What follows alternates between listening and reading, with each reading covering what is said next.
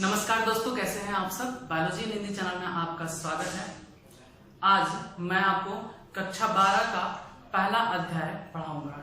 ठीक है, जैसा कि मैंने प्रीवियस वीडियो में आप लोगों को कक्षा 12 का पाठ्यक्रम बताया है कि कक्षा 12 का अब यूपी बोर्ड का सिलेबस क्या है, या सीधे कहेंगे कि एनसीईआरटी बोर्ड का सिलेबस क्या है, तो सबको मैं पहले बता चुका हूँ। अब मैं जैसे कि कहा था कि एक एक चैप्टर को बताऊंगा, अब मैं उन सारे यूनिट्स के मतलब कक्षा 12 के जितने भी इकाई थे उन इकाइयों में उपस्थित जितने भी अध्याय हैं उनको क्रमबद्ध पढ़ाऊंगा। तो सबसे पहला इकाई आपका कक्षा 12 का क्या है?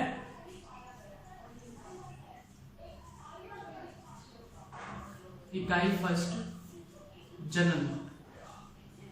कक्षा 12 का पहला इकाई है, यूनिट है जनन, जिसे कहते हैं रिप्रोडक्शन। ठीक है, इस इकाई के अंतर्गत कुल 3 चैप्टर हैं जिनको मैं पहले बता चुका हूं। 3 चैप्टर में पहला जो अध्याय है, अध्याय 1, जीवों में जनन। जीवों में जनन, रिप्रोडक्शन इन ऑर्गेनिजम्स। जीवों में जनन, जनन इस चैप्टर में आपको बताया जाएगा, इस अध्याय में आपको बताया जाएगा कि जनन क्या होता है, जनन कितने प्रकार का होता है, कौन कौन सा जनन किस किस जीवों में होता है। ठीक है, तो ध्यान से इस चैप्टर को पूरी तरीके से आप पूरा वीडियो देखिएगा, इसको पढ़िएगा और नोट्स बनाते समय मैं जो बोलूं उन बातों को लिखिएगा। ठीक है, तो सबसे पहला अध्याय जो आपका आता है कक्षा 12 का, जीवों में जनन। इस चैप्टर में आपको जनन से रिलेटेड बताया जाता है, जैसे कि मैं पहले बता चुका। इसमें सबसे पहला जो टॉपिक आता है वह क्या है? जीवन अवधि। जीवन अवधि क्या होता है? लाइफ स्पैन जिसे इंग्लिश में कहते हैं, लाइफ स्पैन। जीवन अवधि क्या होता है? किसी भी जीव का जीवन अवधि, किसी भी जीव का जीवन अवधि उसके जन्म से लेकर प्राकृतिक मृत्यु तक के समय को ही कहते हैं जीवन अवधि, लाइफ स्पैन। किसी भी जीव का जीवन अवधि क्या कहलाता है?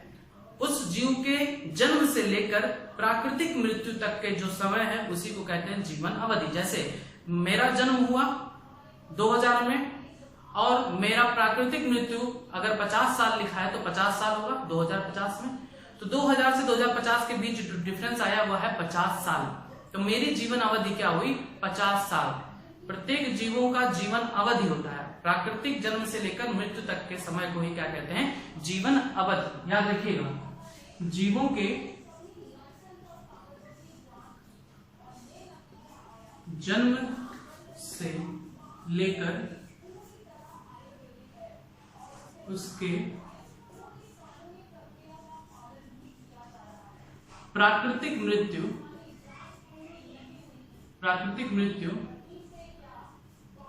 के समय को उस जीव का जीवन अवधि कहलाता है। उस जीव का जीवन अवधि कहलाता है। तो आपको पता चला कि लाइफ स्पैन या जीवन अवधि क्या होता है?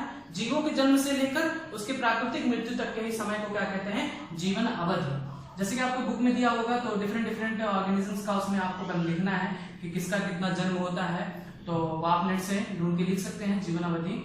तो जीवन अवधि क्या होता है? जीवों के जन्म से लेकर उसके प्राकृतिक मृत्यु के समय को ही उस जीव का जीवन अवधि कहलाता है। अब आप ये सोचिए कि जब आम के पौधे का, मान लिया कि आम के पौधे का जीवन काल 25 साल, 50 साल होता होगा, तो अभी तक आम का पेड़ कैसे मौजूद है? उनमें ऐसी क्या क्रिया होती है? जैसे मनुष्य का ही ले लेते हैं कि मनुष्य का जीवन अवधि होता है लगभग 50 साल, 60 साल, 70 साल, एक एवरेज मान लेते हैं कि 70 साल। तो 70 साल की अवधि होती है, तो क्या 70 साल में जीवों को मतलब मनुष्य को तो खत्म हो जाना चाहिए ना, लेकिन क्यों फिर से एक नया जीव मतलब नया मानव आ जाता है? मतलब आज भी मनुष्य उपस्थित हैं, लेकिन उनका जीवन अवधि 70 काल ही था। तो ऐसा क्यों? तो ऐसा होता है जनन के द्वारा। जनन के द्वारा वंश का एक वंश का जन्म, फिर दूसरे वंश का जन्म, फिर तीसरे वंश का जन्म होता रहता है। इस प्रकार से एक वंश बना रहता है। आम का पौधा आज भी मौजूद है, क्यों? क्योंकि आम का पौधा मरने से पहले अपने समान पौधे उत्पन्न कर ले जाता है। मतलब जैसे हम ही हैं, हम आज कैसे मौजूद हैं, या हमारे आने वाली संतान जो होगी वो मनुष्य होगी, मनुष्य कैसे आज भी मौजूद हैं, क्योंकि मनुष्य मरने से पहले अपने समान संतान उत्पन्न कर जाते हैं, अपने समान। उसी को कहते हैं जनन। तो जीवों का जो वंश है वो आज भी निरंतर चलता रहता है। किस प्रक्रिया के द्वारा? जनन के द्वारा। जनन जिसे कहते हैं रिप्रोडक्शन। जनन क्या होता है? अपने समान संतान उत्पन्न करना, अपने समान संतान उत्पन्न करना ही जनन कहलाता है। अपने समान संतान उत्पन्न करना या संतान उत्पन्न करना ही जनन कहलाता है। ठीक है, तो जनन ही है जिसकी वजह से आज सभी के सभी जीव उपस्थित हैं। मरने से पहले वह अपने समान संतान उत्पन्न कर जाते हैं, जिससे उनका वंश आगे चलता रहता है। ठीक है, तो जनन क्या होता है? जनन अपने समान संतान उत्पन्न करने की प्रक्रिया को ही कहते हैं जनन। अब जनन कितने प्रकार का होता है? जनन कितने प्रकार का होता है? तो जनन दो प्रकार का होता है, एक अलैंगिक और दूसरा लैंगिक जनन। अलैंगिक जनन जिसे इंग्लिश में कहते हैं एसेक्सुअल रिप्रोडक्शन। एसेक्सुअल रिप्रोडक्शन और लैंगिक जनन जिसे कहते हैं सेक्सुअल रिप्रोडक्शन।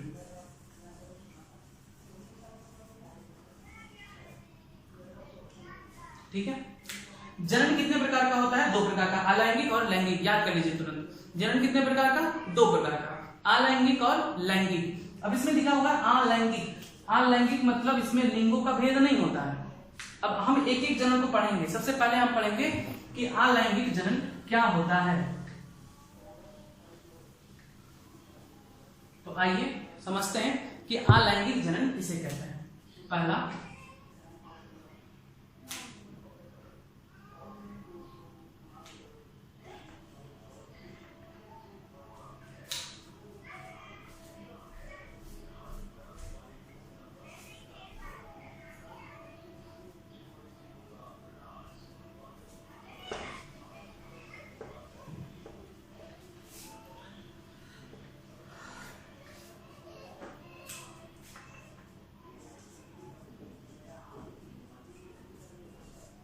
पहला आता है अलैंगिक जनन, एसेक्सुअल रिप्रोडक्शन। अलैंगिक जनन वह जनन होता है जिसमें सिर्फ एक जनक की आवश्यकता होती है, सिर्फ एक जनक की आवश्यकता होती है।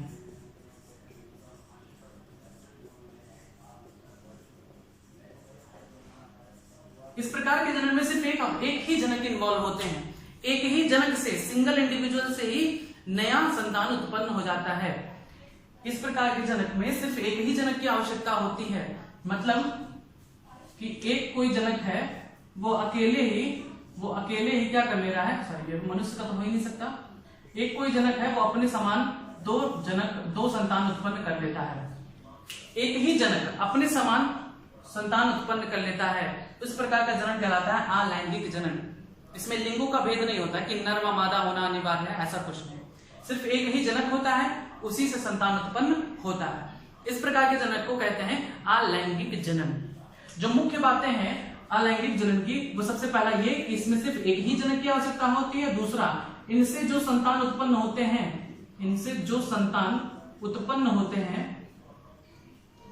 संतान जो उत्पन्न होते हैं उन्हें क्या कहते हैं? क्लोन। उन्हें क्लोन कहा जाता है। ठीक है, अलैंगिक जनन में जो जनक द्वारा संतान उत्पन्न होते हैं वह हूबहू अपने जनक के समान होते हैं। अलैंगिक जनन में जो संतान उत्पन्न होते हैं अपने जनक से, वो हूबहू अपने जनक के समान होते हैं। तो जब एक ही समान है तो इन्हें क्या कह सकते हैं? क्लोन कहा जा सकता है, और क्लोन कहते भी हैं। दो बातों को याद रखिएगा अलैंगिक जनन में। सबसे पहला पॉइंट ये कि अलैंगिक जनन में सिर्फ एक जनक की आवश्यकता होती है, और दूसरा पॉइंट ये कि अलैंगिक जनन में जो संतान उत्पन्न होते हैं वो अपने जनक के हूबहू नकल होते हैं। हूबहू नकल मतलब हूबहू एकदम अपने जनक के समान, तो उनके लिए शब्द यूज किया जाता है क्लोन। ठीक है, तो ये था अलैंगिक जनन। अलैंगिक जनन जिसमें सिर्फ एक जनक की आवश्यकता हो उसे कहते हैं अलैंगिक जनन। अलैंगिक जनन में जो संतान उत्पन्न होते हैं उन्हें क्लोन कहा जाता है। ठीक है, तो ये था अलैंगिक जनन। अभी हम इसका डिटेल बताएंगे आपको कि अलैंगिक जनन कितने प्रकार का होता है। ठीक है, तो डिटेल जानने से पहले अब हम थोड़ा सा दूसरा पॉइंट समझते हैं कि अलैंगिक जनन हो गया। अब हम पढ़ते हैं लैंगिक जनन क्या होता है, क्योंकि हमने बताया कि जनन कितने प्रकार का होता है, जनन 2 प्रकार का होता है, लैंगिक जनन और अलैंगिक जनन। तो अलैंगिक जनन आप लोगों ने जाना कि अलैंगिक जनन क्या होता है, जिसमें सिर्फ एक जनक की आवश्यकता हो और उनसे उत्पन्न जो संतान होते हैं वो अपने जनक के हूबहू नकल होते हैं, जिन्हें क्लोन कहा जाता है। अब आइए दूसरा समझते हैं कि लैंगिक जनन क्या होता है। लैंगिक जनन, सेक्सुअल रिप्रोडक्शन। सेक्सुअल रिप्रोडक्शन, लैंगिक जनन में 2 विपरीत जनकों की आवश्यकता होती है। 2 विपरीत जनकों की आवश्यकता होती है। लैंगिक जनन में 2 विपरीत जनक की आवश्यकता होती है। कौन कौन से? नर व मादा। लैंगिक जनन में याद रखिएगा सबसे पहला पॉइंट यही होता है कि लैंगिक जनन में 2 विपरीत जनकों की आवश्यकता होती है। पहला इंपॉर्टेंट पॉइंट लैंगिक जनन के बारे में कि लैंगिक जनन में 2 विपरीत जनकों की आवश्यकता होती है, नर व मादा। इनसे जो उत्पन्न संतान होते हैं वो हूबहू नकल नहीं होते, अपने पेरेंट के समान नहीं होते हैं। इनसे जो उत्पन्न संतान है वो आपस में बिल्कुल भी समान नहीं होते हैं। इनसे जो उत्पन्न संतान है, पहली बात तो ये कि नर में पहले क्या बनेगा, नर युग्मक बनता है और मादा में मादा युग्मक। नर में नर युग्मक को कहते हैं शुक्राणु और मादा युग्मक में कहते हैं इसे अंडाणु। एक शुक्राणु एक अंडाणु के मिलने से बनता है युग्मनज, इसे इंग्लिश में कहते हैं जाइगोट। और यही बड़ा होकर क्या बनाता है, नया शिशु, नया संतान बनाता है। तो आपने देखा कि लैंगिक जनन में 2 विपरीत जनक की आवश्यकता होती है, नर व मादा, और उनसे अलग अलग प्रकार के युग्मक बनते हैं। दोनों युग्मक के मिलने से क्या बनता है, युग्मनज, जिससे नए संतान की उत्पत्ति होती है। ठीक है, तो ये कहलाता है लैंगिक जनन। अब आपको एक बात बताऊं कि जो लक्षण उत्पन्न होते हैं उनको कंट्रोल कौन करता है, जीन। जीन कहां उपस्थित होते हैं, डीएनए में। मतलब हमारे हाथ की लंबाई कितनी बननी है, ये कौन, इसके लिए कौन जिम्मेदार होगा, डीएनए।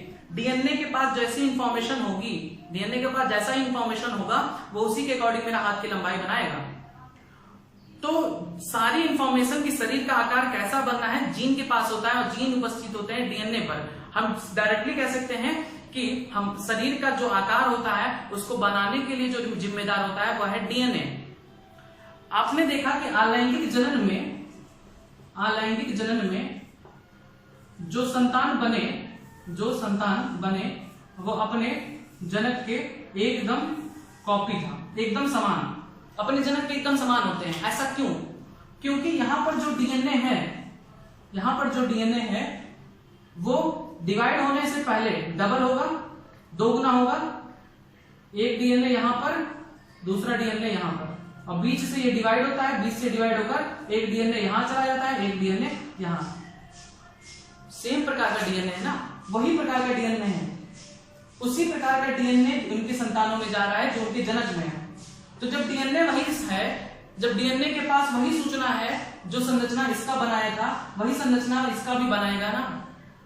डीएनए के पास वही सूचनाएं हैं जो जनक के पास थी, वही सूचना उनके संतान के पास है, तो संतान का भी शरीर वैसा ही बनेगा जैसे इनका, जनक का। लेकिन यहां पर देखिए क्या होता है, यहां पर युग्मक बनते समय 23 क्रोमोसोम जाते हैं। इन क्रोमोसोम पर अलग प्रकार के डीएनए होंगे, नर का डीएनए अलग होगा, मादा का डीएनए अलग होगा। किसी भी इंडिविजुअल का डीएनए समान नहीं होता है, नर का अलग होगा, मादा का डीएनए अलग होगा।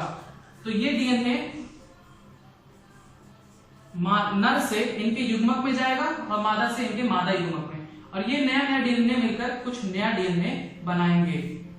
एक दूसरा डीएनए मतलब नर का डीएनए और मादा का डीएनए दोनों अलग हैं। दोनों अलग होने के बाद जब दोनों मिक्स होंगे तो कुछ नया बनेगा ना। जैसे मान लो यहाँ पर लाल कलर है और यहाँ पर सफेद है, तो इन दोनों से जब मिलेंगे तो आपस में क्या बनाएगा बताइए? गुलाबी रंग बनेगा ना। जब दो अलग अलग रंग हैं तो उनसे नया रंग उत्पन्न होगा। उसी तरीके से जब दो अलग अलग डीएनए आ रहे हैं, नर से अलग मादा से अलग, तो जो इनकी संतान होगी उसमें कुछ अलग प्रकार का डीएनए होगा। इसी नाते जो संतान उत्पन्न होता है लैंगिक जनन में, जो संतान उत्पन्न होता है उनमें कुछ लक्षण नर के मतलब कुछ लक्षण पिता के, कुछ लक्षण माता के होते हैं। पूरी तरीके से एक दोनों के समान नहीं होता है, कुछ अलग प्रकार का होता है। इसी को कहते हैं विभिन्नता, वेरिएशन। ठीक है, एक क्वेश्चन बहुत कॉमन है, पूछा जाता है कि विभिन्नता वेरिएशन किस में पाया जाता है, किस प्रकार के जनन में पाया जाता है, लैंगिक जनन में या अलैंगिक जनन में? तो आपको दिखाई दे रहा है कि लैंगिक जनन में ही विभिन्नता उत्पन्न होती है, अलैंगिक जनन में विभिन्नता नहीं उत्पन्न होती। यहाँ कोई विभिन्नता है नहीं, दोनों एक दूसरे के समान है, इक्वल। आप पहचान नहीं पाओगे कि दोनों एक दूसरे के अलग है, कहेंगे कि दोनों समान है, हूबहू नकल होता है, इसीलिए इसे क्लोन कहते हैं। आई थिंक आपको समझ में आ गया कि अलैंगिक जनन और लैंगिक जनन क्या होता है।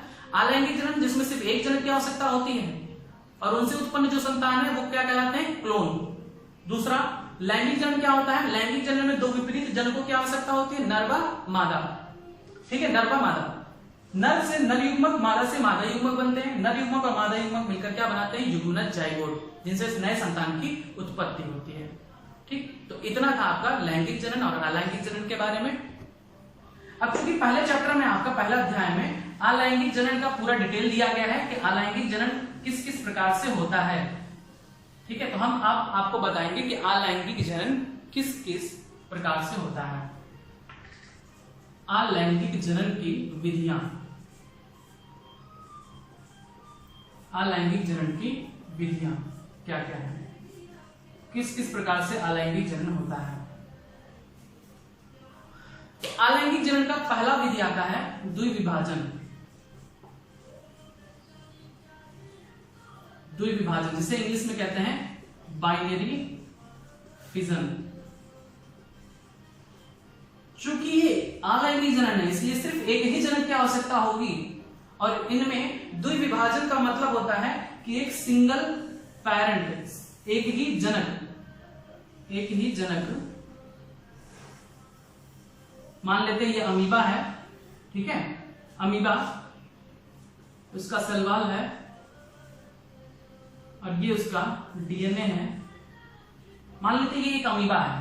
अलैंगिक जनन में सिर्फ एक ही जनक की आवश्यकता होती है। अब इन्हीं से संतान उत्पन्न होगा, एक ही जनक से संतान उत्पन्न होगा। कैसे देखते हैं, इनके बीच में धीरे धीरे क्या होता है? सिकुड़न स्टार्ट होता है। जैसे ये था एक अमीबा, धीरे धीरे बीच से सिकुड़न स्टार्ट होगा और कंप्लीटली सिकुड़ जाएगा।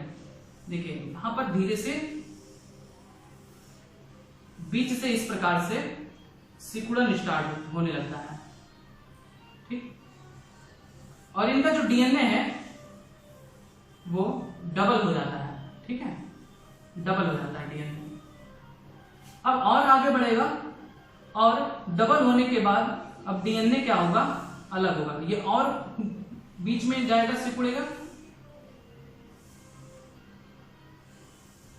और अब जो डीएनए डबल था उनमें ये डीएनए क्या चला जाएगा? आधा। तो जिनमें ये एक डीएनए था उसमें जब संतान बनने से मतलब यहां पर बीच में जब सिकुड़ने लगता है तो ये आधे आधे इन दोनों में चले जाते हैं। ठीक है,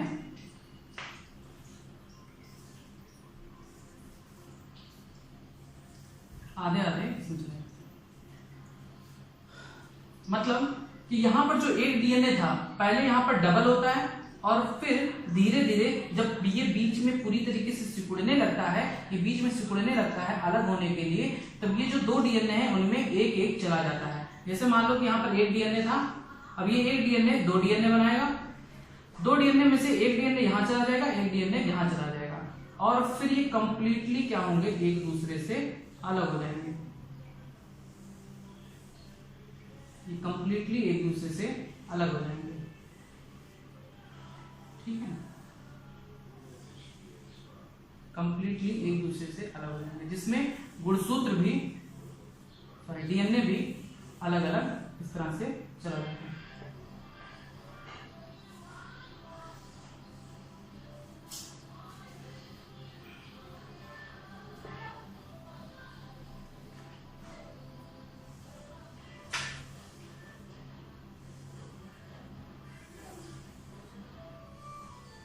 ठीक है, गीला हो जाने की वजह से सूख नहीं रहा था, चल नहीं रहा था पेन।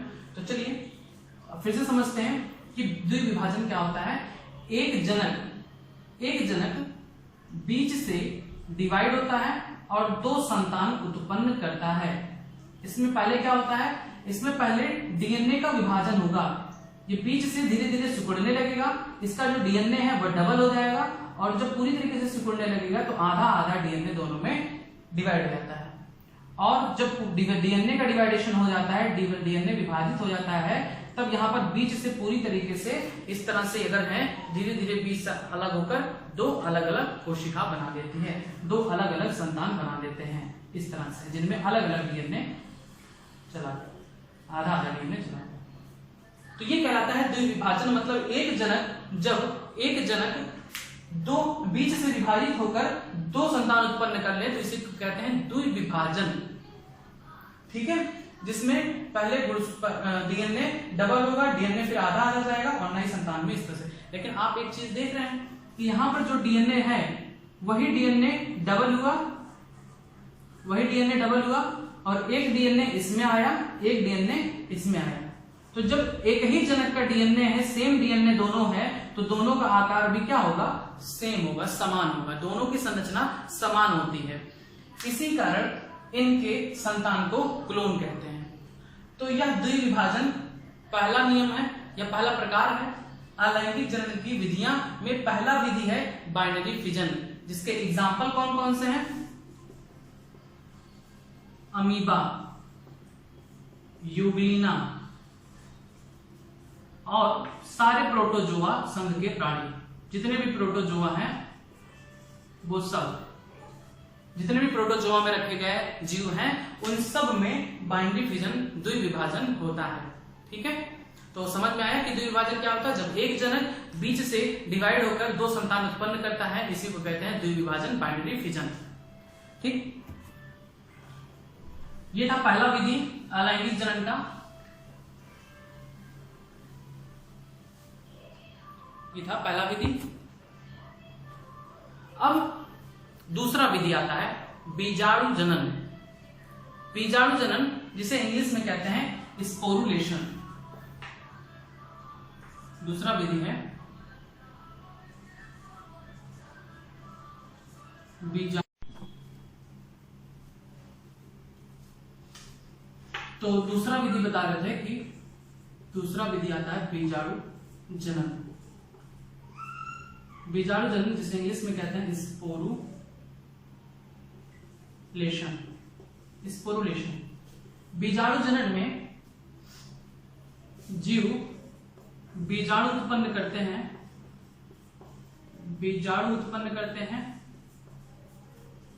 और वह बीजाणु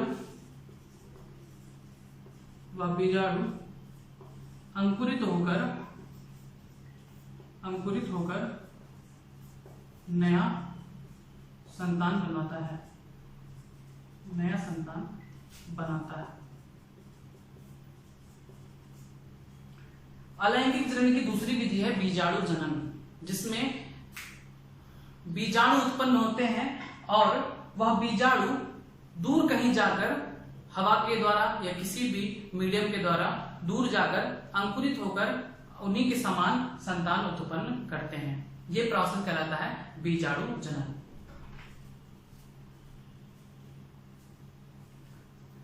तो बीजाणु जनन को हम अगर दिखाना चाहें, पहले तो आप समझ लीजिए कि इसका एग्जाम्पल क्या है। बीजाणु जनन का एग्जाम्पल है पेनिसिलियम। पेनिसिलियम एक कवक है, इसके बारे में आगे हम डिटेल बताएंगे। पेनिसिलियम से बहुत सारे क्वेश्चन आते हैं। पेनिसिलियम एक कवक है जिसका स्ट्रक्चर इस तरह से होता है।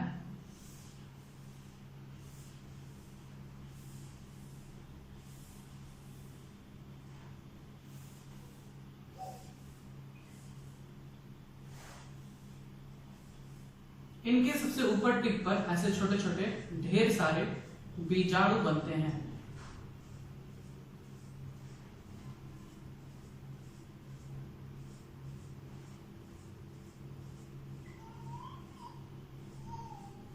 इस तरह से छोटे छोटे ढेर सारे बीजाणु बनते हैं।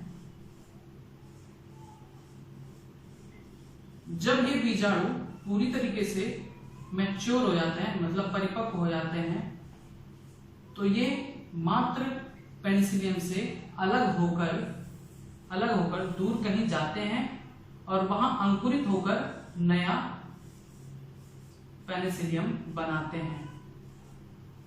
ठीक है, अब वो भी अंकुरित होगा, वो भी ग्रो करेगा और बीजाणु उत्पन्न करेगा और फिर उसका बीजाणु दूर कहीं जाएगा और उसी के समान संतान उत्पन्न करेगा।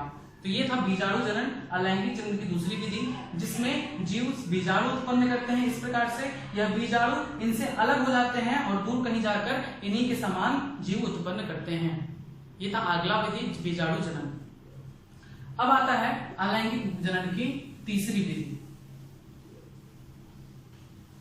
अलैंगिक जनन की तीसरी विधि जिसे कहते हैं मुकुलन।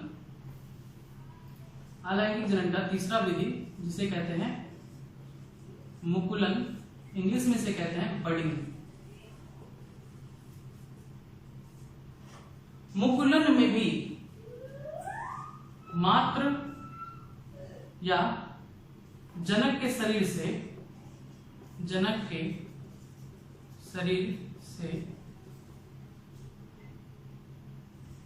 मुकुल बनता है। मुकुल जिसे इंग्लिश में कहते हैं बड बनता है और मुकुल जनक के शरीर से अलग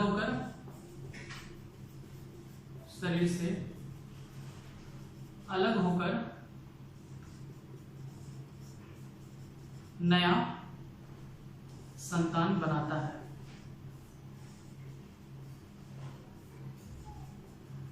ठीक है, तो मुकुलन में क्या होता है? मुकुलन में जनक के शरीर से मुकुल निकलता है, एक छोटा सा आउटग्रोथ निकलता है। वह आउटग्रोथ मुकुल शरीर से अलग होकर दूर चला जाता है और वहां पर उसी के समान संतान उत्पन्न करता है। इसका एग्जाम्पल कौन कौन से है? तो इसका एग्जाम्पल है यीस्ट और हाइड्रा। अब आपको दिखाते हैं कि मान लिया इस तरह से हाइड्रा का स्ट्रक्चर है, तो उसके शरीर से इस प्रकार से छोटा सा आउटग्रोथ निकलने लगता है। इसी भाग को कहते हैं मुकुल बड। ये धीरे धीरे बड़ा होगा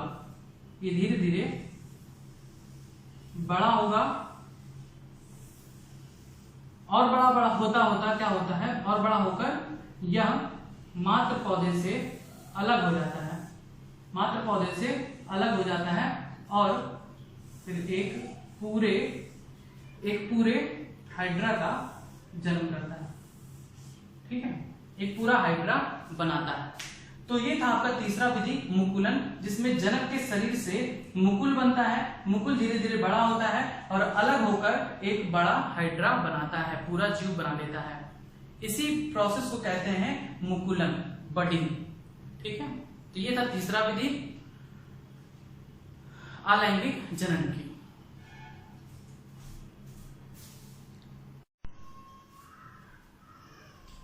तो आप लोगों ने तीसरा विधि पढ़ लिया, मुकुलन, बडिंग क्या होता है। ठीक है, अब हम आते हैं चौथे विधि पर। अलैंगिक जनन का चौथा विधि क्या है, आइए देखते हैं।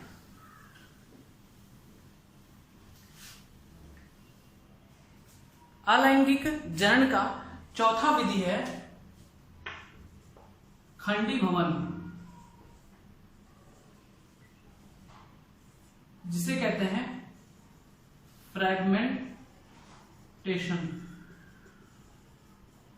खंडीभवन का मतलब होता है खंड में टूटना, और प्रत्येक खंड वह नया पौधा बना ले या नया जीव, नया संतान बना ले।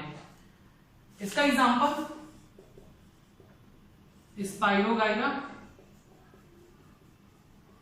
स्पाइरोगाइरा और यूलोथ्रिप्स।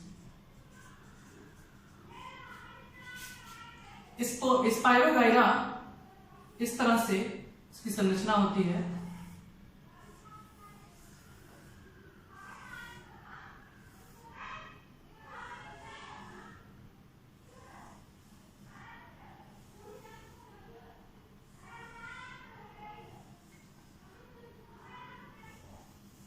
इस तरह से स्पाइरोगाइरा की संरचना होती है।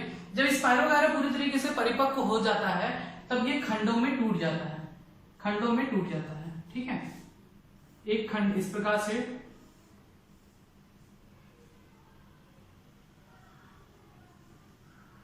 दूसरा खंड बीच वाला यहां से यहां तक इस प्रकार से टूट जाता है। तीसरा खंड, मतलब खंड तो मैं 3 ही बनाया हूं लेकिन होते बहुत सारे खंड हैं। ठीक है, जितने भी खंड टूटेंगे वह खंड अलग अलग स्पाइरोगाइरा बना लेता है। यह कंप्लीटली स्पाइरोगाइरा बना लेगा, फिर यह कंप्लीटली एक स्पाइरोगाइरा बना लेगा और यह भी एक नया स्पाइरोगाइरा बना लेता है। ठीक है, तो ये था चौथा विधि अलैंगिक जनन का, खंडीभवन फ्रैगमेंटेशन, जिसमें जो जीव होता है वो खंडों में टूट जाता है और प्रत्येक खंड नया जीव उत्पन्न कर लेता है। इसी को कहते हैं खंडीभवन। ठीक, तो ये भी आपका प्रोसेस पता चला कि अलैंगिक जनन का खंडीभवन क्या होता है। इसका एग्जाम्पल ही सारे मेन होते हैं जो कॉम्पिटिटिव क्वेश्चन पूछे जाते हैं, वो यहाँ से ज्यादातर आते हैं। उसके सिर्फ एग्जाम्पल्स पूछे जाते हैं कि एग्जाम्पल बताइए खंडीभवन का एग्जाम्पल क्या है, मतलब किसमें पाया जाता है खंडीभवन। तो स्पाइरोगाइरा। द्विविभाजन किसमें पाया जाता है, बहुत बार पूछा है। द्विविभाजन किसमें पाया जाता है, तो अमीबा में, यूग्लिना में। मुकुलन बहुत बार पूछा है, मुकुलन कहाँ पाया जाता है, बडिंग कहाँ पर, ईस्ट में या हाइड्रा में। ठीक, तो ये खंडीभवन हो गया।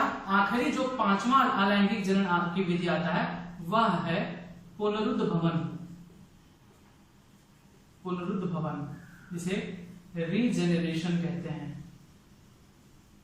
पुनरुद्भवन या रीजेनरेशन। यह भी खंडीभवन की थोड़ा सा समान है, लेकिन खंडीभवन में तो स्वतः एक जब परिपक्व स्टेज आ जाता है तो अपने आप खंडों में डिवाइड हो जाते हैं और नए नए संतान उत्पन्न करते हैं। लेकिन पुनरुद्भवन में जब कभी भी किसी जीव का कोई अंग कट जाए, जीवों के कटे हुए भाग नए संतान बना लें, इसी को कहते हैं पुनरुद्भवन। ठीक है, जैसे कोई जीव है, सबसे पहले इसके एग्जांपल देखते हैं कि किसमें पाया जाता है। तो सबसे बड़ा और सबसे बेहतरीन और सबसे ज्यादा इंपॉर्टेंट जो इसका एग्जांपल है वो है प्लेनेरिया। सबसे ज्यादा इंपॉर्टेंट EIPMT तक में पूछा गया है कि बताइए सबसे ज्यादा पुनरुद्भवन की क्षमता किसमें पाई जाती है, तो प्लेनेरिया में। और भी बहुत सारे एग्जांपल है, जैसे अमीबा में भी पुनरुद्भवन की क्षमता होती है, जैसे हाइड्रा। और एग्जांपल जैसे स्पंज में भी पुनरुद्भवन की क्षमता होती है। अब ये पुनरुद्भवन में होता क्या है, जैसे प्लेनेरिया है, ये प्लेनेरिया है, इसको कहीं से भी आप काट दो, 75 टुकड़े कर दो। जितने टुकड़े करोगे और इसके जितने टुकड़े होंगे वो सब धीरे धीरे बड़े होकर नया प्लेनेरिया बना लेंगे। ठीक है, नया प्लेनेरिया बना लेंगे। जितने भी आप टुकड़े करोगे वो सारे टुकड़े रीजनरेट हो जाते हैं और एक मतलब अपने समान प्लेनेरिया उत्पन्न कर लेते हैं। ठीक है, पुनरुद्भवन का मतलब होता है अपने खोए हुए अंगों को फिर से रीजनरेट कर लेना। जैसे आप लोग छिपकली का देखते हो, पूंछ कट जाती है तो छिपकली के कुछ दिन बाद पूंछ निकल आती है, लेकिन उसमें पूर्ण पुनरुद्भवन की क्षमता नहीं होती है, सिर्फ छिपकली की पूंछ में यह क्षमता होती है, पूरे शरीर की नहीं। उसी तरीके से पुनरुद्भवन की क्षमता प्लेनेरिया में सबसे ज्यादा होती है। इसके किसी भी अंग को काट दीजिए तो वह कटा हुआ अंग पूरा प्लेनेरिया और धीरे धीरे बना लेता है। ठीक है, तो पुनरुद्भवन क्या होता है, जीवों के कटे हुए भाग से नए संतान की उत्पत्ति ही पुनरुद्भवन कहलाता है, रीजनरेशन। इसका सबसे ज्यादा इंपॉर्टेंट एग्जांपल है प्लेनेरिया। इसको मत भूलिएगा, बाकी सारे बोल जाइए, कोई दिक्कत नहीं। ठीक है, ऐसा नहीं है, भूलना नहीं चाहिए, सारे एग्जांपल आपको याद होना चाहिए। ठीक है। लेकिन सबसे ज्यादा इंपॉर्टेंट आता है प्लेनेरिया। आप क्वेश्चन उठा के देख सकते हैं, नीट 2014 में पूछा हुआ क्वेश्चन है कि सबसे ज्यादा पुनरुद्भवन की क्षमता किसमें पाई जाती है? प्लेनेरिया में। ठीक, तो ये था आपका अलैंगिक जनन, जिसमें आपने पढ़ा अलैंगिक जनन में एक ही जनक की आवश्यकता होती है। इनसे उत्पन्न जो संतान है वो अपने जनक के हूबहू नकल होते हैं, जिन्हें क्लोन कहा जाता है। ठीक है, तो आज के लिए बस इतना ही। बाकी नेक्स्ट पार्ट मैं फिर अपलोड करूंगा, जिसमें इससे आगे का बचा हुआ पार्ट है पौधों में अलैंगिक जनन। देखिए, पौधों में भी दो प्रकार के जनन होते हैं, अलैंगिक और लैंगिक। पौधों में जो अलैंगिक जनन होता है, पौधों में अलैंगिक जनन जो होता है उसे कहते हैं कायिक जनन, कायिक या वर्धी जनन। पौधों में जो अलैंगिक जनन होता है उसे कहते हैं कायिक या वर्धी जनन। एक ही पौधे से नए संतान उत्पन्न हो जाता है, उसमें नर और मादा की जरूरत नहीं होती है। कुछ ही पौधों में, कुछ ऐसे पौधे होते हैं जिनमें लैंगिक जनन होता है, नर व मादा अलग अलग होते हैं या एक ही पुष्प में होते हैं, तब उसे लैंगिक जनन कहते हैं। लेकिन कुछ ऐसे पौधे भी हैं जो अकेले ही अपने समान संतान उत्पन्न कर लेते हैं, जैसे घास। घास अगर मैदान में उगे हुए हैं तो वो लगातार खूब ढेर सारे फैल जाते हैं। कैसे? क्योंकि उनमें अलैंगिक जनन होती है। दूसरा, आप गुलाब का पौधा लेते हैं, गुलाब के पौधे में कट करिए किसी भी डंठल को और डंठल को ले जाकर कहीं गाड़ दीजिए, वो धीरे धीरे नया पौधा बन जाएगा गुलाब का। तो ये भी तो अलैंगिक जनन हुआ, एक ही पौधे का यूज करके आप उसे दूसरा संतान बना दिए, तो वो कृत्रिम कायिक जनन कहलाता है। उसके बारे में हम डिटेल डिस्कस करेंगे अगले वीडियो में, पार्ट 2 में। ठीक है, चैप्टर फर्स्ट का पार्ट 2। ये चैप्टर फर्स्ट का पार्ट फर्स्ट था, जिसमें मैंने अलैंगिक जनन को पूरी तरीके से समझाया। ठीक, अब मेरा आपसे कुछ सवाल है। सबसे पहला सवाल ये कि बताइए द्विविभाजन किस किस जीवों में होता है? दूसरा, पुनरुद्भवन की असीम क्षमता किसमें होती है? विभिन्नता किस प्रकार के जनन में उत्पन्न होता है? 3 क्वेश्चन आपसे मैंने किया। सबसे पहला, द्विविभाजन किसमें होता है? दूसरा, पुनरुद्भवन की क्षमता सबसे ज्यादा किसमें होती है? और तीसरा क्वेश्चन ये कि विभिन्नता किस प्रकार के जनन में उत्पन्न होता है? इन तीनों के क्वेश्चन के आंसर आपको कमेंट बॉक्स में देना है। ठीक है, और उम्मीद है कि आपको ये मेरे द्वारा ये जो टॉपिक है पढ़ाया गया वो आपको समझ में आया है। यदि समझ में आया तो प्लीज इसको लाइक कर दीजिएगा, इस वीडियो को शेयर कर दीजिएगा और सब्सक्राइब कर लीजिएगा मेरे चैनल को, जिससे मैं जो भी वीडियो अपलोड करूं वो तुरंत आपके पास पहुंच जाए। ठीक है, धन्यवाद।